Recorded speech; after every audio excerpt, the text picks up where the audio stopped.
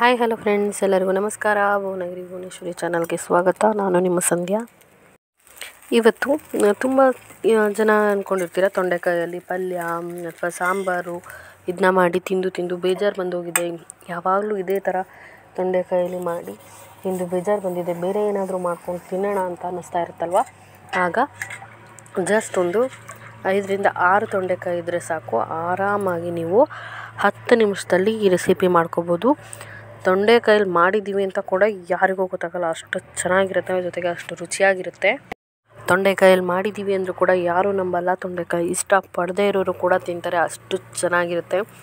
ಜೊತೆಗೆ ತುಂಬ ಈಸಿಯಾಗಿ ಕೂಡ ಮಾಡೋವಂಥದ್ದು. ಹಾಗಾದರೆ ಈ ರೆಸಿಪಿ ಹೇಗೆ ಮಾಡೋದು, ಅದಕ್ಕೆ ಏನೆಲ್ಲ ಬೇಕು ಅಂತ ನೋಡೋಣ.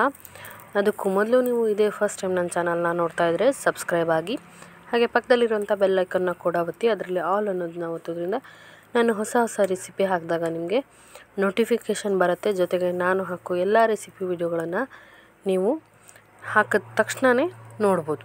ಹಾಗೆ ನಿಮ್ಮ ಫ್ಯಾಮಿಲಿ ಫ್ರೆಂಡ್ಸ್ ಜೊತೆಗೆ ಶೇರ್ ಮಾಡಿ. ಜೊತೆಗೆ ನಿಮ್ಮೆಲ್ಲರ ಸಪೋರ್ಟ್ ತುಂಬಾ ಮುಖ್ಯ ಇದೆ ಫ್ರೆಂಡ್ಸ್, ಪ್ಲೀಸ್ ಸಪೋರ್ಟ್ ಮಾಡಿ.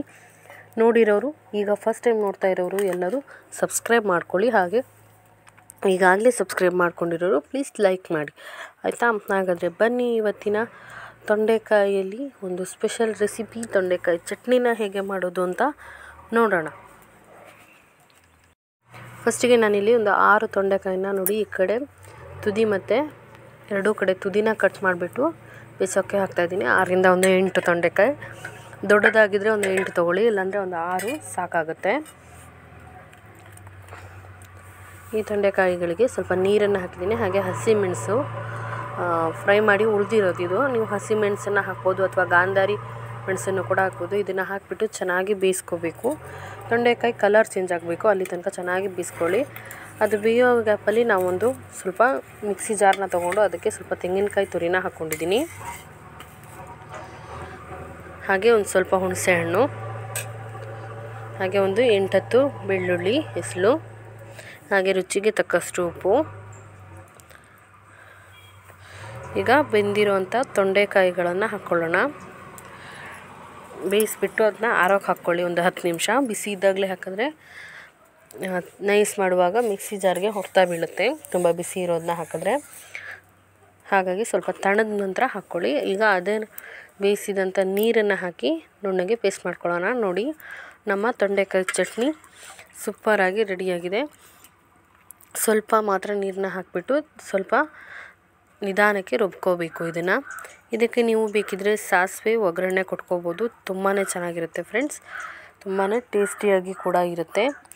ಈ ರೆಸಿಪಿ ನಿಮಗೆಲ್ಲರಿಗೂ ಇಷ್ಟ ಆಗಿದೆ ಅನ್ಕೋತೀನಿ. ಹೊಸದಾಗಿ ಆರಾಮಾಗಿ ಮಾಡ್ಕೋಬೋದಂತ ತೊಂಡೆಕಾಯಿ ಚಟ್ನಿ, ಯಾರಿಗೂ ಗೊತ್ತಾಗೋದಿಲ್ಲ ಇದು ತೊಂಡೆಕಾಯಿ ಚಟ್ನಿ ಅಂತ, ಅಷ್ಟು ಚೆನ್ನಾಗಿರುತ್ತೆ ಟೇಸ್ಟ್ ಕೂಡ.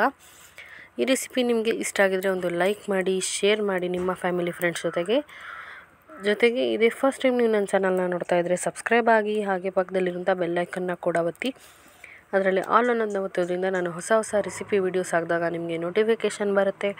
ಆಗ ನೀವು ನಾನು ಹಾಕೋ ಎಲ್ಲ ರೆಸಿಪಿ ವಿಡಿಯೋಗಳನ್ನು ನೋಡ್ಬೋದು. ಜೊತೆಗೆ ಯಾರೆಲ್ಲ ತೊಂಡೆಕಾಯಲ್ಲಿ ಇನ್ನೊಂದು ಹಾಕಿದ್ದೀನಿ, ಒಂದು ಹೊಸ ಥರ ರೆಸಿಪಿ, ಒಂದು ಹೊಸ ಥರ ಸಾಂಬಾರು ಮಾಡೋವಂಥದ್ದನ್ನ ತೊಂಡೆಕಾಯಿ ಕಟ್ ಮಾಡ್ದೇನೆ, ಅದನ್ನು ಕೂಡ ಯಾರೆಲ್ಲ ನೋಡಿಲ್ಲ ನನ್ನ ಚಾನಲಲ್ಲಿ ಇರುತ್ತೆ, ಮಿಸ್ ಮಾಡ್ದೇನೆ ಚೆಕ್ ಮಾಡಿ ಜೊತೆಗೆ ನೋಡಿ ಅಂತ ಹೇಳ್ತೀನಿ. ಹಾಗೆಯೇ ಟ್ರೈ ಕೂಡ ಮಾಡಿ ಮನೇಲಿ. ಇಷ್ಟ ಆದರೆ ಕಮೆಂಟಲ್ಲಿ ಹೇಳಿ. ಹೊಸ ರೆಸಿಪಿಗಳಿಗಾಗಿ ಯಾವಾಗಲೂ ನೋಡ್ತಾ ಇರಿ Bhuvanagiri Bhuvaneshwari channel. Keep watching Bhuvanagiri Bhuvaneshwari channel. Thank you. ಹೋಗಿ ಬರ್ತೀವಿ. ನಮಸ್ಕಾರ.